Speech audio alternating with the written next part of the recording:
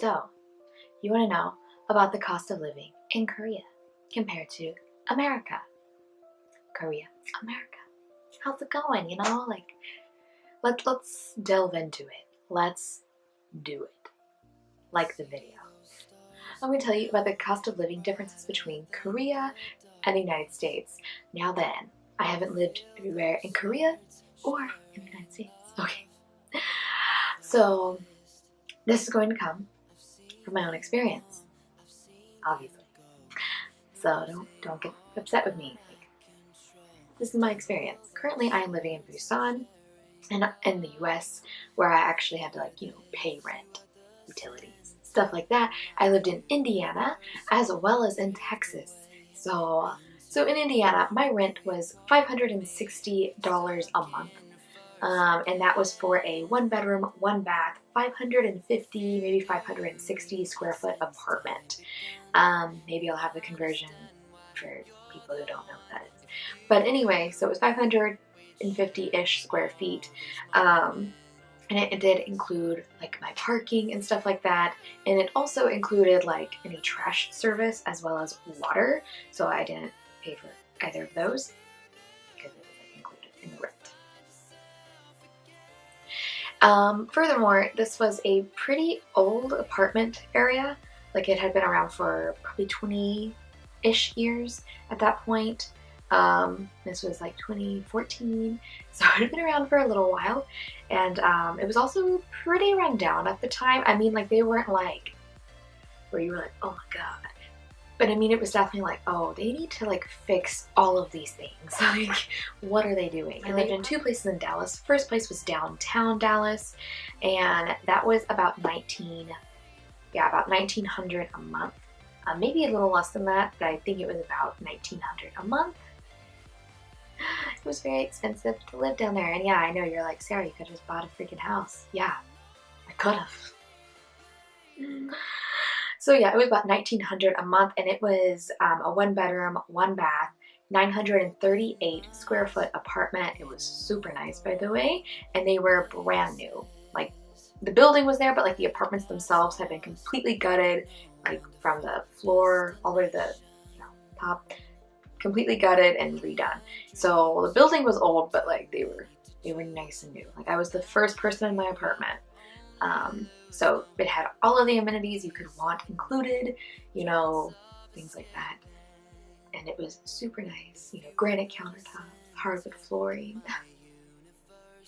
all kinds of nice things. Nice tub. The Miss Bathtub in Dallas was kind of between like White Rock Lake, if you know where that is, and Uptown.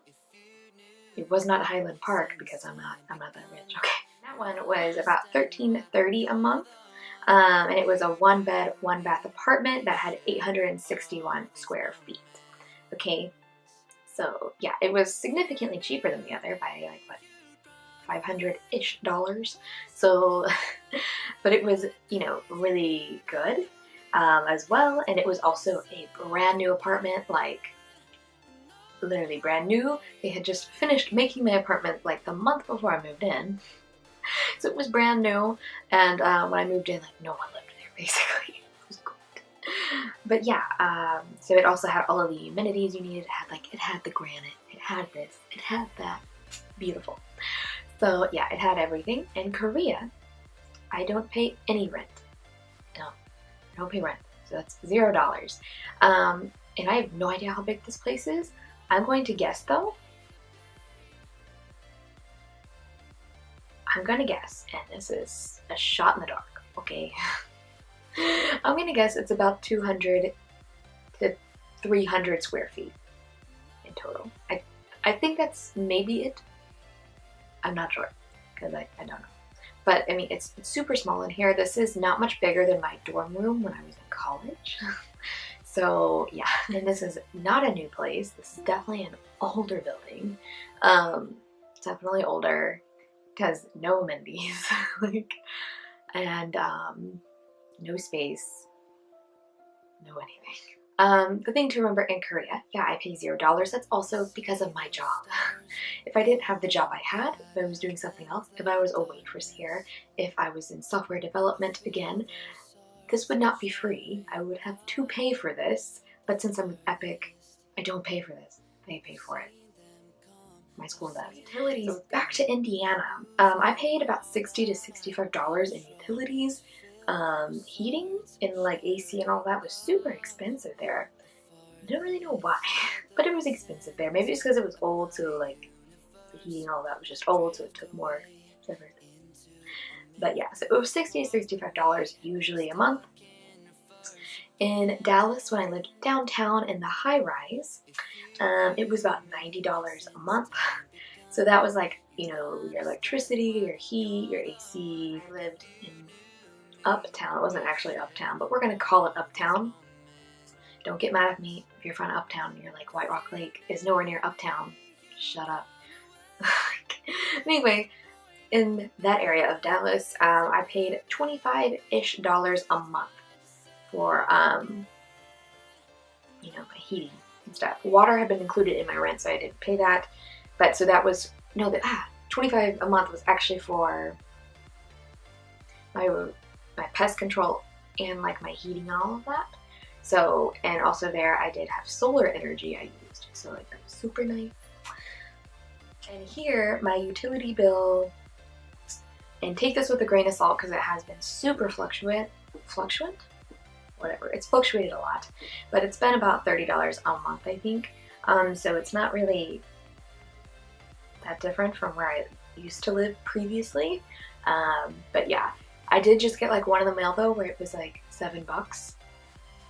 So I've had one that was super high, two that were super high, like on the higher end, like around 30. I've had one that was 7. So what is the truth? We don't. The next category I have is a phone. So like, it is like phone, you know, what's my phone bill, you know? And I'm losing in Korea here because I have never had a phone bill.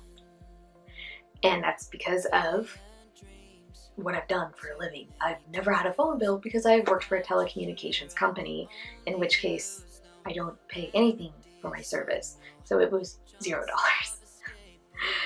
However, here I pay $90 a month. Now before you're like, what the heck? That is because it's not just my phone plan, it's also because I got a new phone. Because I didn't just want a new SIM card because my phone's older anyway and a little slow, so I was just like, we'll just get a new phone, and I really wanted to try the LG. So it's the plan and the phone is $90. For the internet in Indiana, I paid about $50 a month with Time Warner. And you all know Time Warner is not a fun time. So it was $50 up there. And then in Dallas, at both locations, I paid $35 a month. I do remember that the download was about 30 MPS. Is it MPS? Or is it MBS? Whatever. You know what I mean. It was 30 down, and then it was 12 up. So 30 download, 12. And that is basically the same, not the same, but I mean, they're similar. Here in Busan, I pay $25 a month for my internet. I have no idea how fast it actually is. I just know in general, like the upload at least is super quick. Because like when I upload YouTube videos, it takes like no time. It takes like 6 minutes. So I know at least the upload's really fast, but since I myself didn't get this plan, the person who lived here previously bought it, I don't actually know the down and the up, so I can't tell you if it's because this is just like a lot faster or what. So okay, next is transportation. So in Indiana, I usually spend about $20 a month on gas. I didn't pay for parking at all because parking was included at my apartment, and then at my university I just didn't buy a parking permit for that semester and I never got ticketed, so but yeah, it was about $20 a month for me to get gas, and that was basically just normal daily life. And then I did have car insurance, but I paid by every 6 months, and so every 6 months it was $330. Now that in Dallas, I pretty shortly after got a new car, so my insurance went up. So my insurance while I was in Dallas was $700 every 6 months. It was a new car, and it was a luxury car. So I had to pay more, which sucks, but I was insured for more. And then transportation while I was in downtown was only for my parking, because really I didn't drive anywhere really.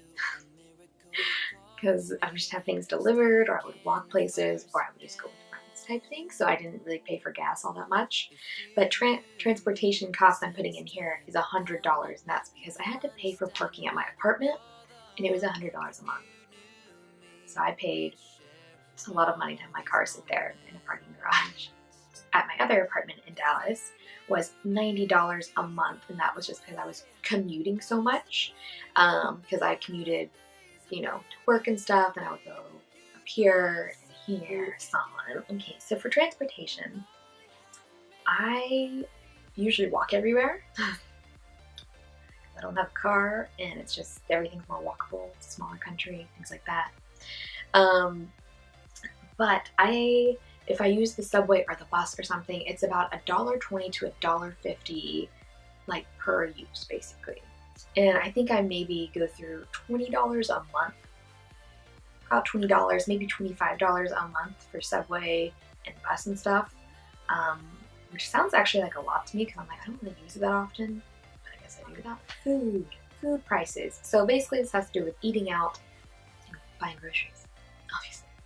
So when I was in Indiana, since I was a student, I didn't spend a whole lot on food. So I think I spent like about $270 a month. They weren't that different between my two places, but when I lived downtown, I definitely used things like Postmates a lot more.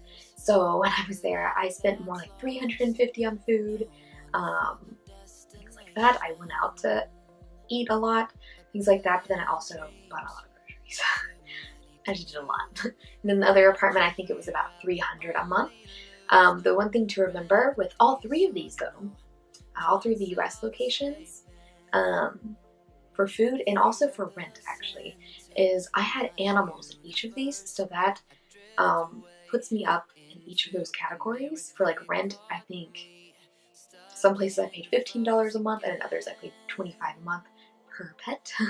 And then for food, you still have to buy food and treats and all of that for your dogs. So like that is also estimated already into my food costs. Like let's keep that in mind. And then in Busan, I think I probably spend $300 a month on food.